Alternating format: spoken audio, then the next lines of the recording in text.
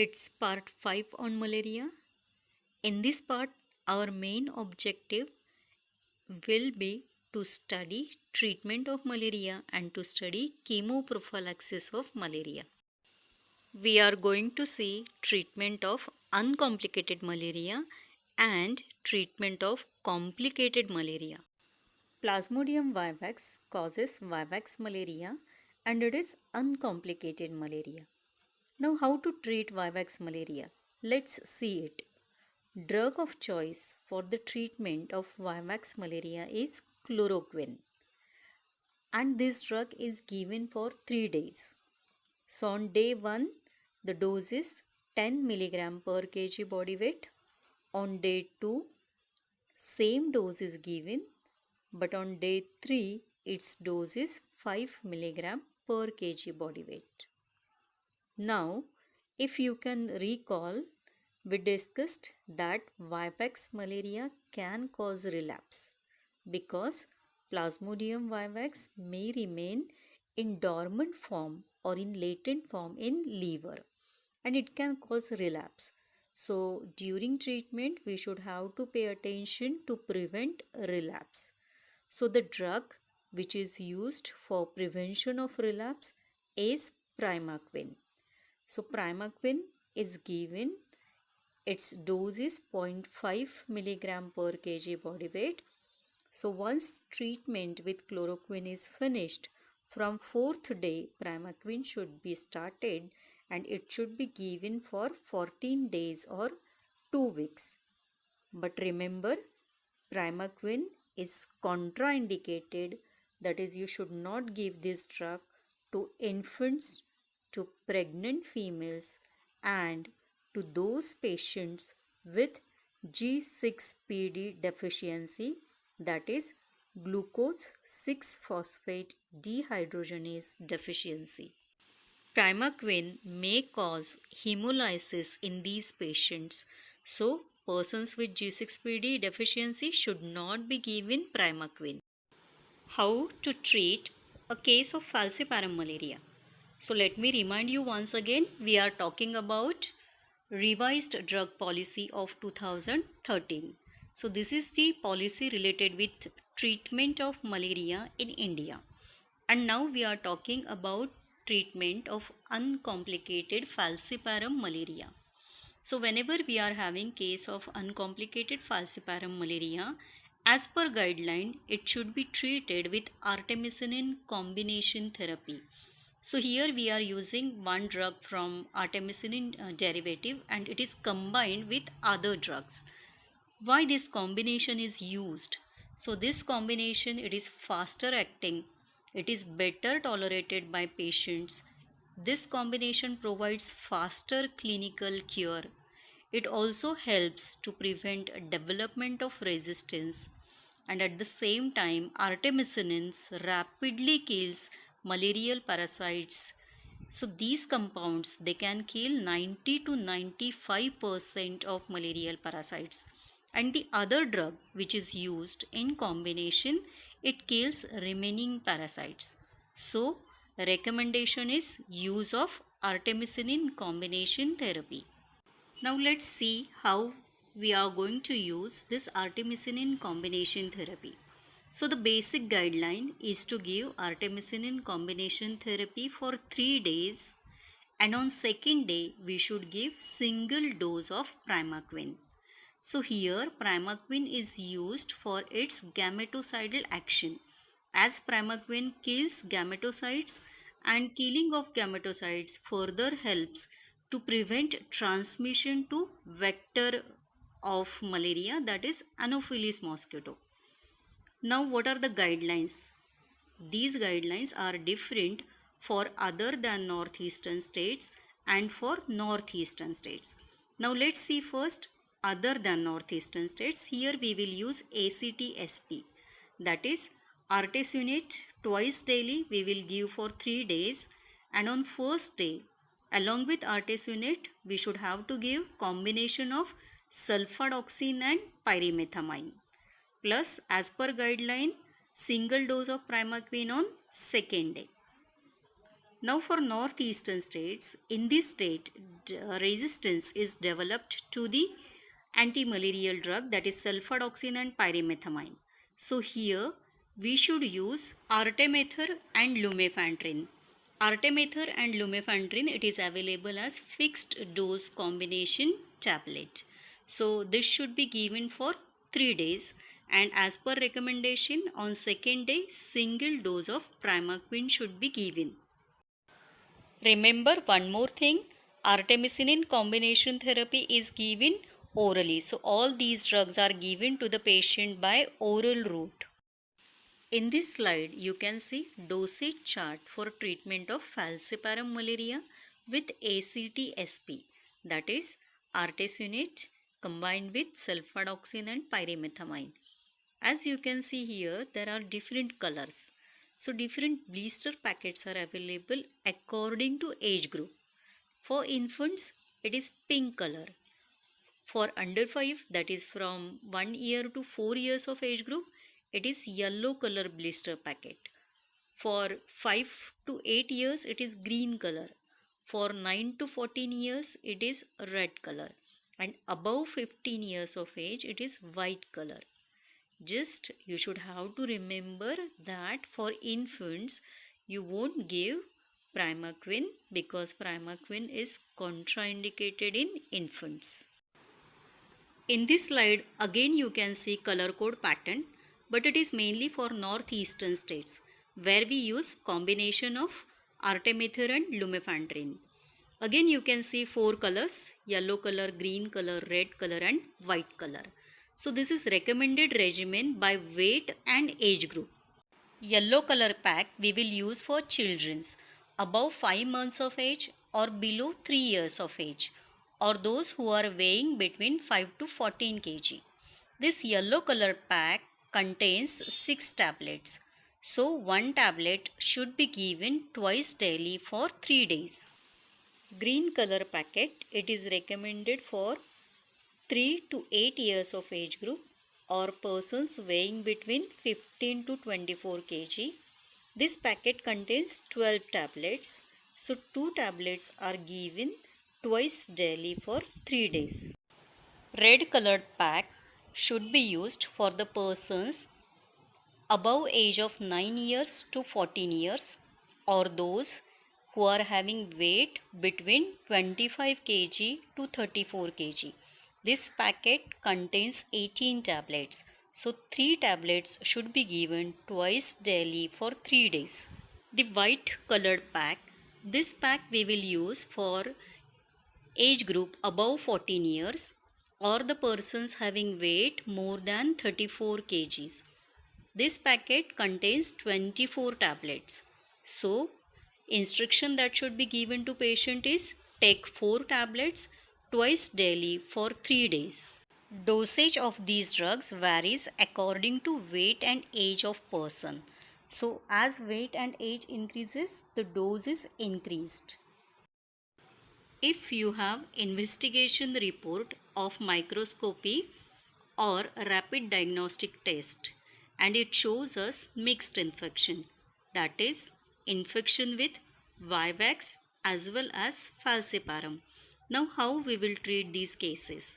For other than northeastern states, we will give ACT-SP for 3 days and primaquine for 14 days. ACT-SP, to recall, it is artesunate for 3 days and sulfadoxine and pyrimethamine on first day. For northeastern state, we will use ACT-AL for 3 days and primaquine should be given for 14 days. Now ACT-AL, it is artemether plus lumefantrine fixed dose combination. So this ACT-SP as well as ACT-AL, these are age specific blister packets are available and accordingly it should be given. Remember here, primaquine should be started after completion of artemisinin combination therapy. So once patient completes treatment with artemisinin combination therapy for 3 days, after that we should start treatment with primaquine. This slide shows you dosage chart for treatment of mixed infection with ACT-SP. So in this chart you can see the preparations are according to age group. For infants, for 1 to 4 years age group, for 5 to 8 years age group, for 9 to 14 years age group, and last age group is 15 years and above. And the treatment is given on day 1, day 2 and day 3. Remember, from day 4 to day 14 we should give Primaquine. The dose of Primaquine is 2.5 milligram. But remember, Primaquine should not be given to infants as it is contraindicated in this age group. How to treat a case of oval malaria? So treatment of oval malaria is same as that Vivax malaria. So what we will do, for first 3 days we will give chloroquine and this will get followed by Primaquine for 14 days. Now, how to treat a case of malaria? So guideline to treat case of malaria as per falciparum malaria. So the guideline will change in other than northeastern states and it will be different for northeastern states. So here, other than northeastern states, we will treat case with artesunate plus sulfadoxine and pyrimethamine on first day, followed by artesunate on second day, artesunate on third day, and on second day along with artesunate Primaquine. Plus, in northeastern states, it's fixed dose combination of artemether plus lumefantrine for 3 days, and on second day we should give Primaquine single dose. So simply what we can say, it is artemisinin combination therapy, ACT-SP for other than northeastern states, and ACT-AL for northeastern state with single dose of Primaquine on second day. Severe and complicated malaria. We can see this in falciparum malaria and it may manifest as altered or impaired consciousness. Some patients may develop comatose condition. There is hyperpyrexia where temperature may exceed 106 degrees Fahrenheit. Some patients may develop repeated generalized convulsions and may have more than 2 episodes per day. Patients may have severe anemia where hemoglobin level may be less than 5 grams per deciliter. Some patients may have jaundice where bilirubin level exceeds 3 mg per deciliter. There can be severe hypoglycemia where BSL level may be less than 40 grams per deciliter. Some patients may develop shock, some patients may have acute renal failure, or even there can be hemoglobinuria. What is treatment guideline for treating severe and complicated cases of falciparum malaria? So here the drugs are given parenterally and parenteral course is followed by oral course of drugs. So the drugs that are used in the treatment, it can be quinine which is given as initial dose 20 mg per kg body weight. It is given in infusion. Before giving infusion, it is very important to dilute this drug in 5% dextrose. Then it is repeated after every 8 hours and for repetition its dose is reduced to 10 mg per kg body weight. This parenteral administration is stopped once patients start taking oral drugs. So this is followed by, that is parenteral chemotherapy is followed by oral administration of quinine with doxycycline, and these oral drugs are given for 7 days. Another drugs that can be used for the treatment, it includes parenteral administration of artesunate or artemether or artether. And this parenteral administration should get followed by oral complete course of artemisinin combination therapy, that is ACT-SP plus Primaquine single dose in other than northeastern states and ACT-AL plus Primaquine single dose in northeastern states. Let's proceed further and see how to treat a pregnant female suffering from Vivax malaria or falciparum malaria. For Vivax malaria, chloroquine is the drug which can be safely used during pregnancy. So 3 days treatment should be given with chloroquine as per the guidelines which already we have discussed. But to prevent relapse, primaquine must not be given as it is contraindicated in pregnancy. So Vivax malaria during pregnancy, it is treated only with chloroquine. Now the guideline for falciparum malaria, artemisinin combination therapy is contraindicated in first trimester. So in first trimester we can use quinine, and as per the guidelines for northeastern states and other than northeastern states, artemisinin combination therapy can be used only during second or third trimester. In northeastern states, we will use artemether and lumefantrine combination for 3 days, whereas in other than northeastern states, we will use artesunate and sulfadoxine pyrimethamine on day 1, whereas only artesunate on day 2 and day 3. Remember, again single dose primaquine should not be given during pregnancy. Also remember, in first trimester, quinine can be given singly or it can be given in combination. It can be given in combination with doxycycline or clindamycin. Doxycycline is contraindicated in pregnancy, so don't use doxycycline in pregnancy. In pregnancy, we can use only clindamycin. In this slide, you can see flow diagram for treatment of malaria during pregnancy. So for Vivax malaria, we will use chloroquine for 3 days. For falciparum malaria in first trimester, quinine, and quinine can be used in combination with clindamycin. Whereas in second trimester, we can use ACT-SP or ACT-AL in other than northeastern states or northeastern states respectively, and no use of primaquine during pregnancy.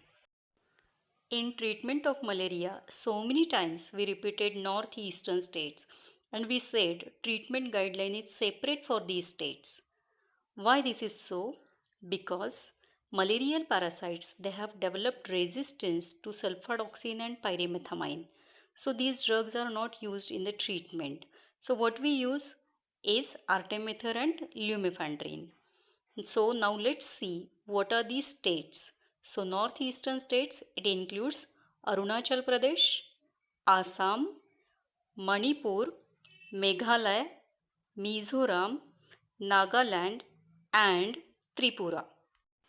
Treatment failure. It is mainly seen in falciparum malaria. It may occur due to drug resistance.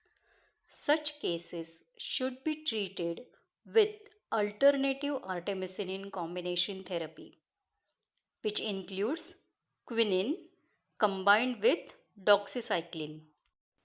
What response we can see to anti-malarial chemotherapy?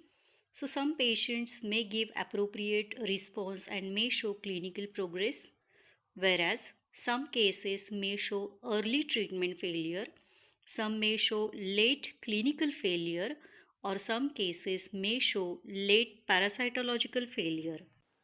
In early treatment failure, either on day 1, day 2 or day 3, patient will have parasitemia plus patient may develop danger signs or severe malaria.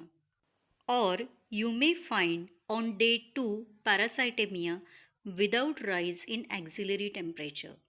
Whereas on day 3 another finding you can see is parasitemia plus increased axillary temperature which is above 37.5 degrees Celsius. Late clinical failure, it can be seen from day 4 to day 28. So here patient may develop danger signs or severe malaria plus there is parasitemia. Or in some patients between 4 to 28 days, you may notice axillary temperature above 37.5 degrees Celsius or parasitemia on any day between 4 to 28 days. In late parasitological failure, patient may show parasitemia on any day between day 7 to day 28, and at the same time axillary temperature is less than 37.5 degrees Celsius. The cases showing treatment failure should be treated with alternative artemisinin combination regimens. So it includes administration of quinine sulfate. Quinine sulfate is given thrice daily for 1 week, and it is combined with doxycycline or with clindamycin. Doxycycline or clindamycin, it is also given for 1 week. But remember, doxycycline is contraindicated during pregnancy and in children below 8 years of age. Chemoprophylaxis for malaria. It is mainly recommended for travelers who are traveling from non-endemic areas to malaria endemic areas. It includes short-term chemoprophylaxis, which is given for less than 6 weeks, or long-term chemoprophylaxis, which is given for more than 6 weeks.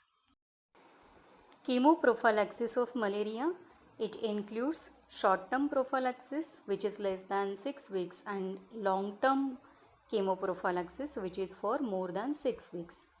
For short-term chemoprophylaxis, we can use doxycycline, chloroquine and mefloquine. Now, what is criteria to administer these drugs? These drugs should be started before entering into endemic areas. They should be taken during entire stay, and after leaving the area, this drug should be taken for 4 weeks. So how to take doxycycline? Doxycycline 100 mg tablet, it should be taken orally, it should be taken daily. So when to start it? It should be started 1 day before entering endemic areas. It should be continued during stay, and it should be continued 4 weeks after leaving the area. Chloroquine, 300 mg chloroquine tablet, it should be taken once in a week. It should be started 1 week before entering endemic area.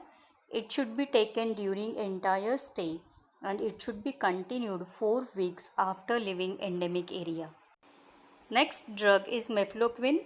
Its dose is 250 mg and its administration is same like that of chloroquine. For long-term chemoprophylaxis, the drug recommended is chloroquine. 300 mg of chloroquine can be taken once in a week, but when giving chloroquine for longer duration, it is important to do ophthalmologic examination regularly at half-yearly interval to note the changes in retina. Proguanil is recommended only in association with chloroquine, and its dose is 200 mg daily. Thus, we can use different drugs for chemoprophylaxis of malaria, which includes chloroquine, proguanil, doxycycline and mefloquine.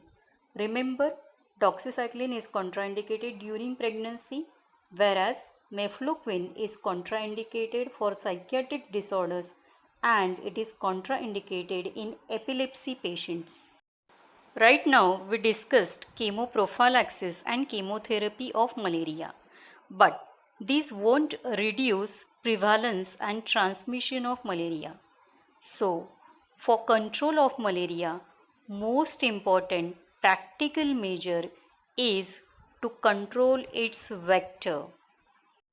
Can you recall name of its vector? Yes, you are right. It's infected female Anopheles mosquito. And there are various species of Anopheles mosquito which can transmit malaria. So it is important to control this vector. So we can think of some anti-larval measures. We can think of some anti-adult measures which can help to control this vector of malaria. Anti-adult vector control measures, it includes residual spraying, space application and personal protection. Whereas anti-larval vector control measures, it includes use of larvicides, source reduction and integrated control. Anti-adult measures includes residual spraying. What do you mean by residual spraying?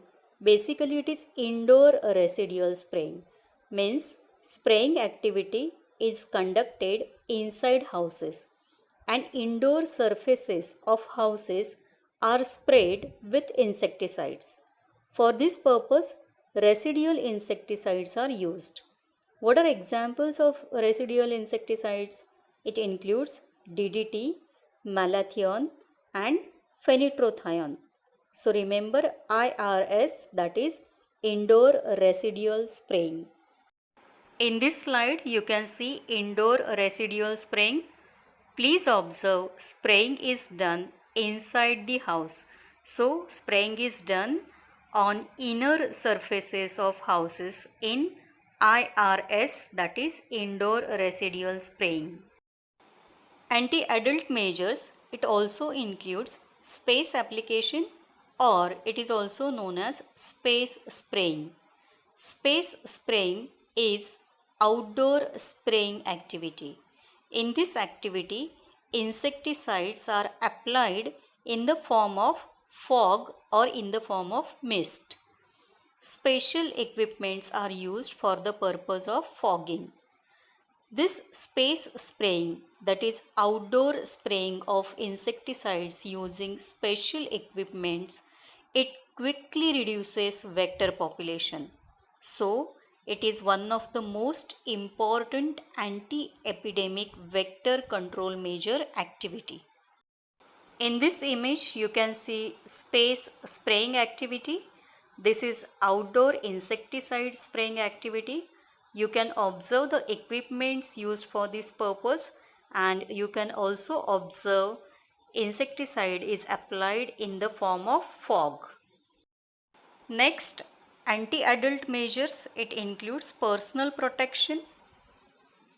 Its aim is to reduce man and vector contact or man and mosquito contact. So it can be done by various ways, which includes use of mosquito coils, use of personal protective clothing, use of bed nets or mosquito nets. Preferably, these mosquito nets should be treated with insecticides. In addition to this, we can go for screening of houses. So there are different personal protective measures which can reduce man and mosquito contact.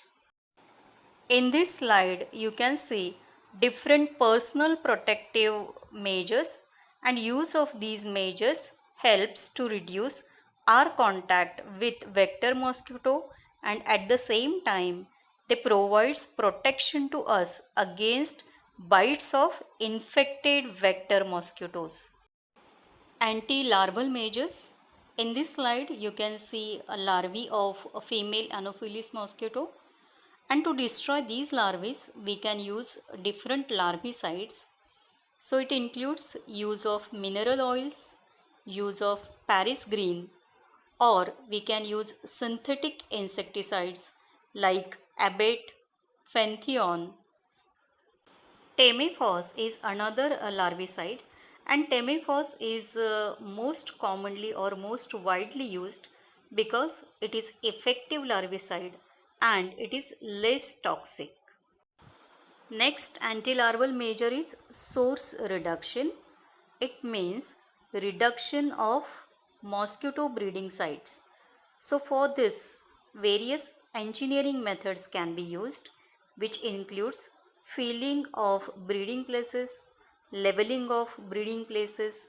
In addition, we can think of water management in which water is rendered unsuitable for breeding of mosquitoes. Finally, we should do integration of all vector control measures, that is integration of environmental control measures where we will do source reduction along with chemical control, that is use of various larvicides, plus biological control measures where we can use Gambusia fish, and this in combination with personal protective measures. Global Technical Strategy for Malaria 2016 to 2030. Its vision is malaria free world and its target is to reduce 90% global burden of malaria by the year 2030. National Health Program for Malaria. Previously, it was National Malaria Control Program, but this program now it is known as NVBDCP, which means National Vector-Borne Disease Control Program. This program is concerned with prevention and control of vector-borne diseases, which includes malaria, filariasis, dengue, chikungunya, Japanese encephalitis, and Kala-Azar. Thus, this program covers 6 vector-borne diseases. Out of these 6, malaria is one. So, if you will get question on prevention and control of malaria, don't forget to mention name of this program. Once again, I repeat, National Vector-Borne Disease Control Program. Abbreviation N is National, CP is Control Program, and VBD is Vector-Borne Disease. So it's easy to remember now.